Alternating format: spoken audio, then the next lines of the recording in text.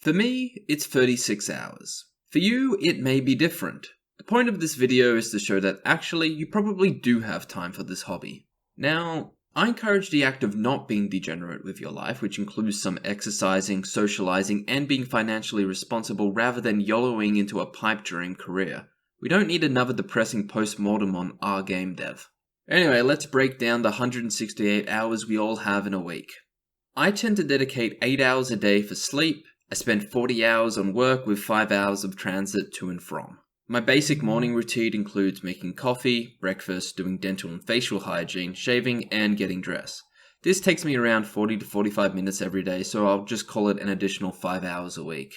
My nighttime cool-down period, which includes a shower, dental, and facial hygiene, is around 20-ish minutes per night, so I'll just sum it up as 2.5 hours per week.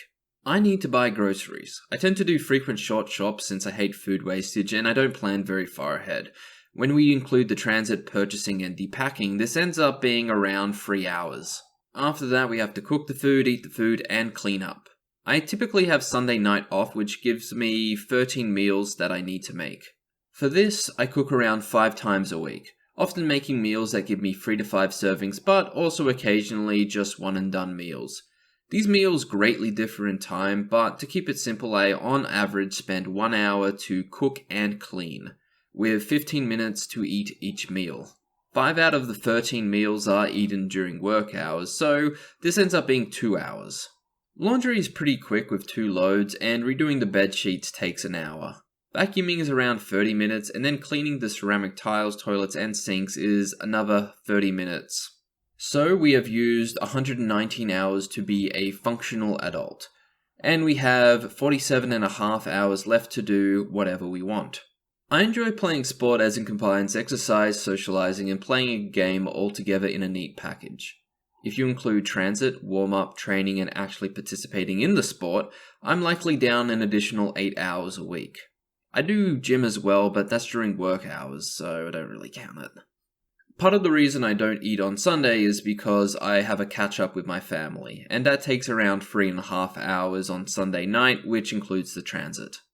After that, it's really up to whatever the week requires. These include doing things with friends, parents needing help, various yearly tasks like dental checkups, etc. Otherwise, it's really up to me on what I use these hours for. And during most weeks, I will typically have the majority of these hours to spare. Now, keep in mind that I typically will never do 36 hours of game dev in a single week. The only time I probably reached that amount was during Mrs. Many Game Dev's One Art Kit Game Jam, where I made my first game. And after 46 hours of working over a 9-day period while working a full-time job, I needed to take a break. The point isn't that you technically can do game dev almost full-time while working a full-time job and having some sort of life. The point is that you likely do have the time to achieve something worthwhile in this hobby while working a full-time job. For me, I typically will put in 12 to 20 hours a week into game dev, and that's a fairly sustainable and substantial way of continuing development without getting burnt out.